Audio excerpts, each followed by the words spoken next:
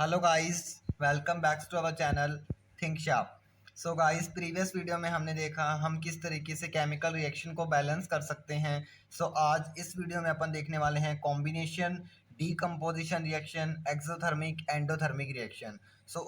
उसको समझने से पहले हम देखते हैं कि जो केमिकल रिएक्शन है वो हमारे डेली यूज़ के अंदर किस तरीके से इफ़ेक्ट करती है।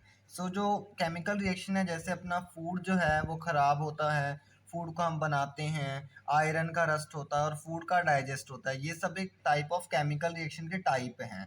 अपन ने प्रीवियस वीडियो में देखा भी किस तरीके से अपन रिएक्टेंट्स और प्रोडक्ट्स को इक्वल करके केमिकल रिएक्शन को बैलेंस कर सकते हैं। गाइस, इस वीडियो में अपन टाइप्स ऑफ केमिकल रिएक्शन देखेंगे। उसका टाइप फर्स्ट कॉम्बिनेशन रिएक्शन है। कॉम्बिनेशन रिएक्शन का मतलब होता है जब अपने कोई भी दो रिएक्टेंट्स है उनको कंबाइन कर कर हम एक सिंगल प्रोडक्ट्स का फॉर्मेशन करें, तो उसे अपन कॉम्बिनेशन रिएक्शन कहते हैं। नाम से ही पता लग रहा है कंबाइन होना, किन्हीं भी दो चीज़ों का कंबाइन होकर एक प्रोडक्ट का फॉर्मेशन करना, उसे अपन कॉम्बिनेशन रिएक्शन कहते हैं। इसका एग्जांपल है बर्निंग ऑफ कोल। जब अपने कार्बन को ऑक्सीजन से रिएक्ट करवाकर तो वो CO2 गैस के अंदर फॉर्मेशन हो जाता है, तो उसे अपन कॉम्बिनेशन रिएक्शन कहते हैं। अपन NCERT में मेंशन डेफिनेशन देख लेते हैं। Such reaction in which single product is form from two or more reactant is called combination reaction. यानी कि इस डेफिनेशन के कहने का मतलब है भी सिंगल प्रोडक्ट फॉर्म हो रहा है टू और मोर रिएक्टेंट से, तो उसे अपन कहेंगे कॉम्बिनेशन रिएक्शन। आपका एक बहुत ही इंपॉर्टेंट एग्जांपल है NCERT मेंशन क्विक लाइम। जब अपने क्विक लाइम को रिएक्ट करवाएंगे वाटर से, तो वो CaOH ट्वाइस स्लेक्ट लाइम और हीट का फॉर्मेशन करेगा। अब यहाँ पे ये याद रखिए इंपॉर्टेंट, ये हीट का फॉर्मेशन कर रहा है, यानी कि इससे हीट बाहर निकल रही है, उष्मा बाहर निकल रही है, ये आपको याद रखना है। नेक्स्ट देखिए, जो CaOH ट्वाइस है यानी कि स्लेट लाइम है, ये यूज़ किया जाता है वॉल्स की वाइट वॉशिंग के अंदर। यानी कि जो दीवारों पे अपन पेंट करते हैं ना, उसे अपने वाइट वॉशिंग कहते हैं। तो वॉल्स की वाइट वॉशिंग के अंदर CaOH ट्वाइस का यूज़ किया जाता है। ये आपका MCQ में पूछा जा सकता है, ये भी आपको याद रखना है। नेक्स्ट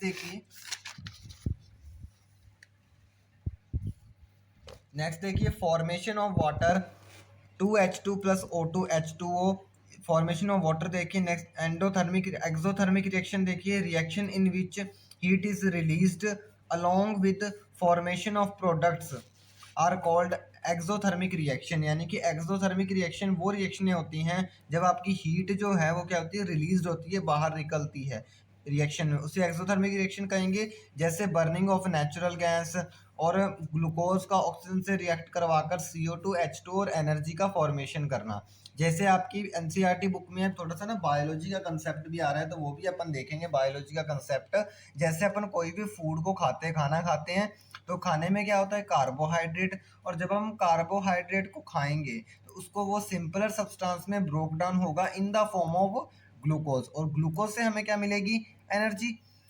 ठीक है, तो ये रिएक्शन भी, ये टाइप भी आपको याद रखना है। नेक्स्ट देखिए, अब यहाँ पे कुछ एक्सोथर्मिक रिएक्शंस डीकम्पोजिशन रिएक्शन को भी फॉलो करती हैं। ये एग्जांपल भी आपको याद रखना है, जैसे कि decomposition of vegetable compost is also an example of exothermic reaction. यानी कि वेजिटेबल कंपोस्ट का डीकम्पोजिशन भी एक्सोथर्मिक रिएक्शन है।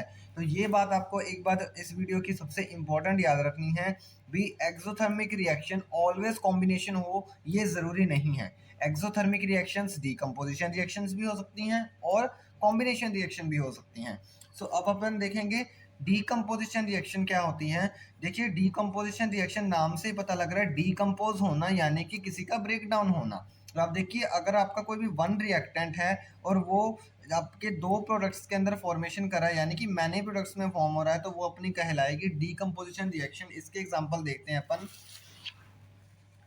देखिए, जो डीकम्पोजिशन रिएक्शन है ये तीन पार्ट्स के अंदर डिवाइड है, यानी कि ये तीन तरीके से फॉर्म बनेगी। तो देखिए, अगर डीकम्पोजिशन रिएक्शन कैरिड आउट हो रही है हीट से, यानी कि हीट से हो रही है, उष्मा से हो रही है, तो उसे थर्मल डीकम्पोजिशन कहेंगे। अगर लाइट से हो रही है तो उसे फोटोलाइटिक डीकम्पोजिशन कहेंगे। अगर इलेक्ट्रिसिटी से हो रही है तो उसे हम इलेक्ट्रोलाइटिक डीकम्पोजिशन कहेंगे। नेक्स्ट देखिए, हीट जो है हमें रिएक्टेंट, अगर अपन किसी भी रिएक्टेंट को हीट प्रोवाइड कर रहे हैं, है ना, हीट प्रोवाइड कर कर उसका डिकम्पोजिशन कर रहे हैं, तो उसे हम एंडोथर्मिक रिएक्शन भी कहते हैं। पिछले कॉम्बिनेशन में देखा था हमने एक्सोथर्मिक रिएक्शन, और ये है एंडोथर्मिक। सो नेक्स्ट देखिए, डीकम्पोजिशन रिएक्शन हीट, लाइट और इलेक्ट्रिसिटी से कैरिड आउट होगी, जिसे हम थर्मल, फोटोलाइटिक और इलेक्ट्रोलाइटिक कहेंगे, और एंडोथर्मिक रिएक्शन आपको याद रखनी है। नेक्स्ट देखिए, अपने FeSO4 की रिएक्शन है, जो कि हीट से, जब हम उसे हीट देंगे तो वह Fe2O3 SO2 गैस और SO3 गैस, सल्फेट और सल्फाइड गैस के अंदर क्या हो जाएगा, ब्रेकडाउन हो जाएगा, और ये डीकम्पोजिशन रिएक्शन का ही एग्जाम्पल है। नेक्स्ट देखिए, CaCO3 लाइमस्टोन है, लाइमस्टोन को हीट करेंगे तो quick lime plus CO2 gas के अंदर फॉर्मेशन हो जाएगा। तो ये भी अपनी रिएक्शन जो डीकम्पोजिशन रिएक्शन का एग्जांपल है। नेक्स्ट एक most important example lead nitrate का, जब अपने लेड नाइट्रेट को हीट करवाएंगे तो PbO, लेड ऑक्साइड, NO2 और O2 गैस के अंदर फॉर्मेशन हो जाएगा। आपसे पूछा जा सकता है भी किस रिएक्शन के अंदर नाइट्रोजन और ऑक्सीजन गैस बनती हैं, तो लेड नाइट्रेट का डीकम्पोजिशन के अंदर बनती हैं। आपसे पूछा जा सकता है SO2 SO3 गैस किस में बनती हैं, तो जब FeSO4 का हीट डीकम्पोजिशन करवाते हैं तब ये बनती है, ये आपको याद रखना है। नेक्स्ट देखिए, एक सनलाइट से रिएक्शन है जो आपका एग्जांपल दिया हुआ है, 2AgCl रिएक्ट करेगा तो 2Ag प्लस Cl2 बनेगा, और 2Ag प्लस Br2 बनेगा, और ये जो रिएक्शन है इसका एक स्पेशल नेम है, ब्लैक एंड वाइट फोटोग्राफी में ये रिएक्शन यूज की जाती है। सो गाइस, इस वीडियो में हमने देखा भी किस तरीके से हम combination reaction, decomposition reaction, exothermic reaction and endothermic reaction सभी का डिफरेंस देखा, किस तरीके से इनके यूजेस हैं, कि कौन कौन से रिएक्शन NCERT में मेंशन है वो भी हमने देखी। So guys, thank you so much. आप वीडियो को ज़्यादा से ज़्यादा लाइक, शेयर एंड सब्सक्राइब कीजिए। Thank you.